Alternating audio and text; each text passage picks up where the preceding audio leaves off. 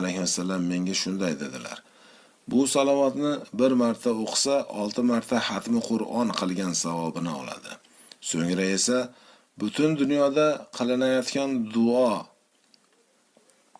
aytilayotgan tasbih va katta kichik zikr yana 600 marta xatmi Qur'onga savobi teng keladi. Chunki salovat ham zikrdir dedilar. O'sha kitob davomida Sayyidimiz Alloh u kishidan rozi bo'lsin shunday dedilar. Fotiha salovatiga kelsak, men bu haqda payg'ambarimiz sollallohu alayhi vasallamdan so'radim. Va u zot sollallohu alayhi vasallam menga 600 ming salovatga tengligini aytdi. Men yana bu salovat har qachon aytilsa, boshqa salovatlarga nisbatan 600 ming marotaba ko'p savob beriladimi deb so'radim. U zot sollallohu alayhi vasallam Fotiha salovati bir marta aytilsa, boshqa oddiy salovatlarga nisbatan 600 ming marotaba ko'p savob beriladi dedilar.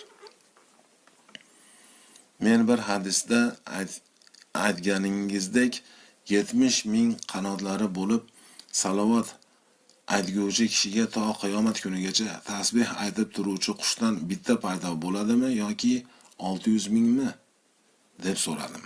Shunda Rasululloh sollallohu alayhi vasallam har qachon aytilsa 600 ming qush paydo bo'ladi dedilar. Men yana hadisda har bir aytilgan salovat 400 ta jihod, g'azot va yana 400 marta haj qilgan bilan barobar bo'ladi deyilgan shu to'g'rimi deb so'radim. Rasululloh sollallohu alayhi vasallam ha bu to'g'ri dedilar. Men g'azotlar soni haqida Fotiha salovati bir marta aytilsa 400 ta g'azotning savobiga tengmi yoki 600 mingta 400 tadan g'azotga tengmi deb so'radim. Payg'ambarimiz sollallohu alayhi vasallam haqiqatda Fotiha salovatini bir marotaba o'qishlik 600 mingta salovat aytgan bilan barobardir. Shunday ekan 600 mingta 400 dan g'azotga tengdir dedilar. 600 mingda 400 ga ko'paytirsak 240 million bo'ladi. Salovatlar kitobida Sayyid Muhammad al-Bakriyga mansub Fotiha salovati keltirilgan.